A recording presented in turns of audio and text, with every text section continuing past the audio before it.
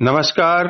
मैं हूं नरेश तनेजा और आप देख रहे हैं नवभारत टाइम्स.com के डिजिटल प्लेटफॉर्म कार्यक्रम। दोस्तों, जैसा कि आप सब जानते ही हैं कि पाकिस्तान में पूर्व प्रधानमंत्री इमरान खान को गिरफ्तार कर लिया गया है। गिरफ्तार ही नहीं किया गया पाकिस्तानी रेंजर्स के द्वारा, बल्कि बेइज्जत तरीके से धक्के मारते हुए उनको गाड़ी में बिठाया गया और उनकी तरफ से आरोप लगाए जा रहे हैं कि शरीफ खानदान के जो लोग हैं वो उनकी हत्या करना चाहते हैं। आईएसआई या सेना मिली हुई है। ये सारा मामला इतना उलझ गया है कि वहां पर दंगे हो रहे हैं, आगजनी हो रही है और पाकिस्तान में हालात पहले से ही गरीबी और भुखमरी को लेकर खराब थे, अब और ज्यादा हालात खराब हो गई है। ऐसे में कोई विशेषज्ञ अगर मिले और वो हमें बता पाए, जो कि पाकिस्तान के मामलों में और टेररिज्म के मामलों में, खास सिक्योरिटी के मामलों में एक्सपर्ट हो, तो वो हमें ज्यादा अच्छी जानकारी दे सकता है। और इस समय हमारे साथ ऐसे ही एक जाने माने पर्सनैलिटी मौजूद है जिनका नाम है अजय साहनी जी, जो कि एग्जीक्यूटिव डायरेक्टर हैं साउथ एशिया टेररिज्म पोर्टल के। सर, कार्यक्रम में आपका स्वागत है। नमस्कार। नमस्कार, शुक्रिया। साहनी साहब, जैसा कि पाकिस्तान में इस समय हालात बन गए, उस पर आप क्या तस्करा करना चाहेंगे, दो संक्षेप में? ये कई महीनों से यही महीनों तो क्या मैं बताऊं, पिछले 2 या 3 साल से ये हालात बन रहे हैं। जब से ये डेमोक्रेसी मूवमेंट वहां पे शुरू हुई, उसके बाद फिर इमरान खान की सरकार को तख्ता पलटा गया जी। और अब ये शहबाज शरीफ की सरकार ने जो रवैया इख्तियार किया था, एक तो इलेक्शंस पे उनको डिले करते जाने पे, और इमरान खान का जो एक सपोर्ट बेस है वो बढ़ता जा रहा था जी। साथ साथ ये कई उनके खिलाफ केस दर्ज कर दिए गए हैं इमरान खान के खिलाफ, जिसमें उनका अरेस्ट कोर्ट से ऑर्डर कराया जाने की कोशिश कई महीनों से चल रही है और अब आखिरन वो अरेस्ट हो गया है। इससे पहले एक हादसा था जहां पे अरेस्ट की कोशिश की गई थी, लेकिन उस वक्त भी जो पब्लिक आउटक्राई था, जो पब्लिक की का आक्रोश था, उसकी वजह से लोगों ने उस वक्त अरेस्ट नहीं हो पाया था। फिर कोर्ट्स ने कुछ देर तक के अरेस्ट पे रोक लगा दी थी। अब ये जो हुआ है, ये दिख रहा था कि इमरान खान का जो पिछले जब से इनको सत्ता से हटाया गया है, तब से इनकी मकबूलियत, जो पॉपुलैरिटी है, वो बढ़ती ही जा रही है। तो देखिए, पाकिस्तान में जो हालात बन रहे हैं, आपने जिक्र किया, जो आर्थिक स्थिति है वहां पे, जो हर चीज की किल्लत महसूस, जी, हर चीज की कमी महसूस हो रही है। लोगों में लोग तंग हैं। साथ साथ ये शहबाज शरीफ की जो सरकार है, ये कोई एक इलेक्शन प्रोसेस से नहीं आई है, ये तो तख्ता पलटने से आई है। सर, आपने आर्थिक की बात कर रहे हैं, तो ये तो इमरान खान की खामी कही जाएगी, क्योंकि 3 साल उनकी सरकार रही है। शहबाज उससे पहले सहना या दूसरे रहे, तो ये शहबाज थोड़ी शहबाज नहीं, उससे कोई फर्क नहीं पड़ता। ये जो पॉपुलर मूवमेंट्स होती हैं, वो एक आक्रोश होता है, उनको एक केंद्र अगर मिल जाता है। हाँ, महंगाई तो उनकी वजह से बढ़ी ना, इमरान खान की पॉलिसीज की वजह से। देखिए, जो मासेस हैं, वो बैठ के स्टेटिस्टिक्स नहीं पढ़ते हैं। जी जी, सही कह रहे हैं। वो उनका तो एक मूवमेंट चलती है, आक्रोश है, और उनको इस आक्रोश को जाहिर करने के लिए एक केंद्र बिंदु चाहिए। वो केंद्र बिंदु इत्तेफाकन इमरान खान बन गए।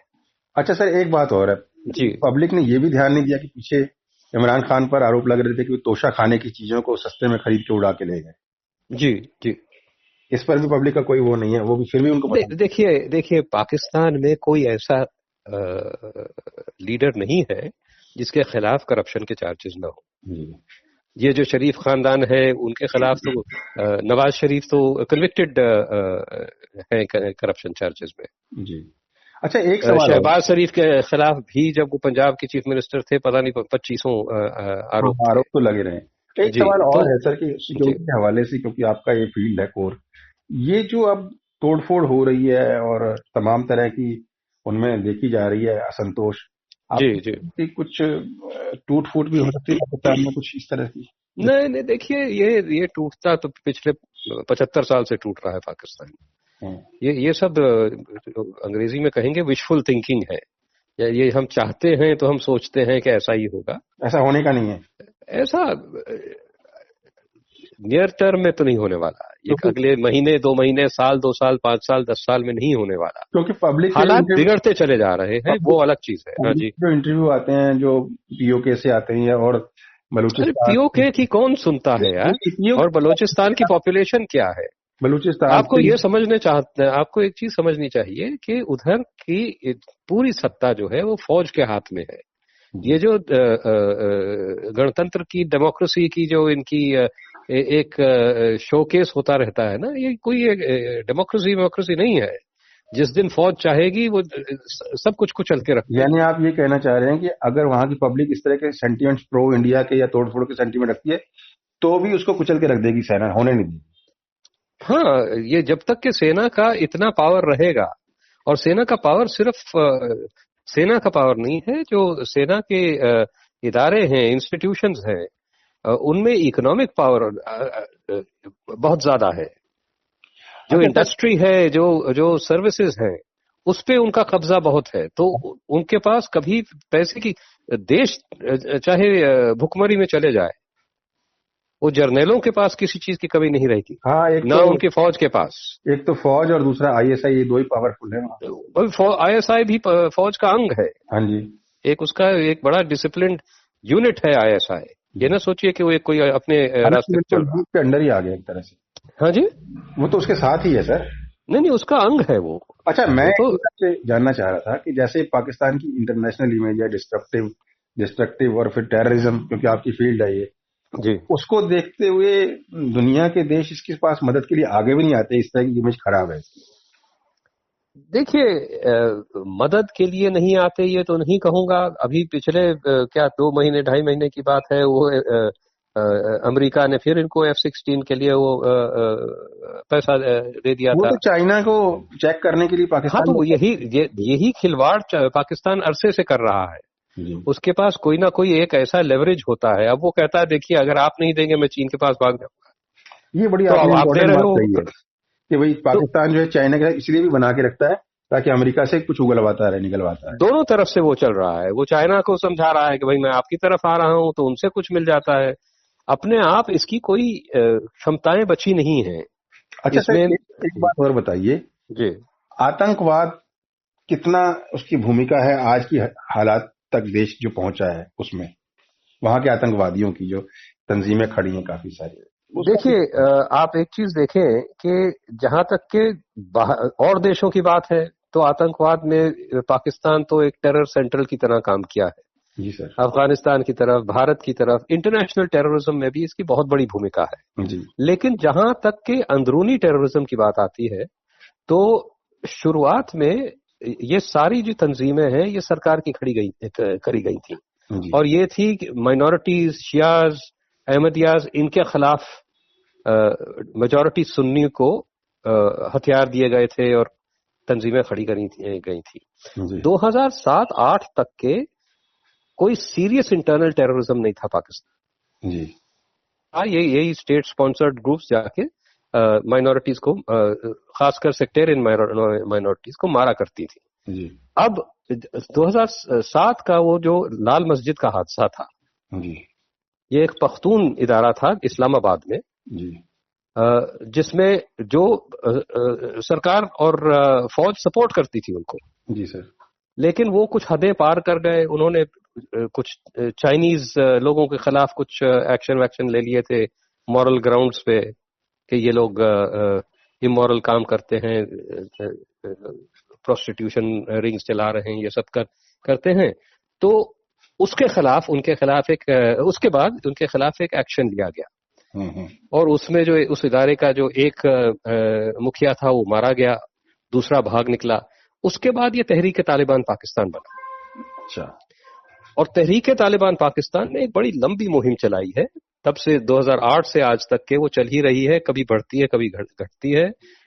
2009 या 10 में मुझे ठीक आंकड़ा नहीं याद है, 11,500 आदमी टेररिज्म में पाकिस्तान में मारा गया था। ज्यादातर तहरीक-ए-तालिबान पाकिस्तान से। अफगानिस्तान से भी सपोर्ट है क्या टीटीके को? इस वक्त बेशक धीरे धीरे तहरीक तालिबान पाकिस्तान अफगान तालिबान के साथ जुड़ता गया। फिर अफगान तालिबान के साथ जुड़ के वो फॉरेन फोर्सेस के खिलाफ अफगानिस्तान में लड़ा भी, काबुल के खिलाफ लड़ा, और उस लड़ाई की वजह से और आइडियोलॉजी की वजह से भी, क्योंकि उनका और तालिबान, अफगान तालिबान से आइडियोलॉजी के लेवल पे एक ही आप कह सकते हैं प्लेटफॉर्म पे बैठे हुए हैं। हाँ। तो अब उनको बिल्कुल अनक्वालिफाइड सपोर्ट मिल रहा है, न सिर्फ आइडियोलॉजी के बेसिस पे, लेकिन इस वजह से भी क्योंकि अफगानिस्तान जो ड्यूरेंट लाइन है, अफगानिस्तान पाकिस्तान का जो इस वक्त मौजूदा बॉर्डर है, वो अफगानिस्तान कबूल नहीं करता। वो कहता है कि जो पख्तून इलाके पाकिस्तान के हैं वो भी हमारे हैं। हाँ, वो तो उन पर झगड़ा उनका चलता ही रहता है। तो अब जिस तरह से पाकिस्तान अफगानिस्तान के खिलाफ ये तालिबान को इस्तेमाल करता था, आज तालिबान पाकिस्तान के खिलाफ तहरीक तालिबान पाकिस्तान को इस्तेमाल कर रही है। नहीं, मेरा लास्ट सवाल आपसे ये रहेगा कि इसमें 2 पार्ट है। पार्ट 1 कि अभी आप तालिबान और इनकी बात करें, ये जो हालात मौजूदा बन गए हैं अभी पाकिस्तान में, इनका फायदा मिलेगा ये टेररिस्ट ग्रुप को? बड़ा संक्षेप में क्या फायदा मिल सकता है और मिलेगा कि नहीं मिलेगा? देखिए, जितनी भी जो स्टेट के ऊपर ज्यादा अटैक पड़ेगा, उसकी आर्थिक स्थिति कमजोर पड़ेगी, जो भी स्टेट की कमजोरियां होंगी, तो एंटी स्टेट ग्रुपिंग्स को कुछ ना कुछ फायदा उसका जरूर मिलेगा। लेकिन मेरे हिसाब से अगर ये चीज कहीं एक हद से ज्यादा बढ़ी तो आपके पास एक फिर पाकिस्तान में मिलिट्री टेक ओवर आपको मिल जाएगा, और उसके बाद सप्रेशन टोटल होगी।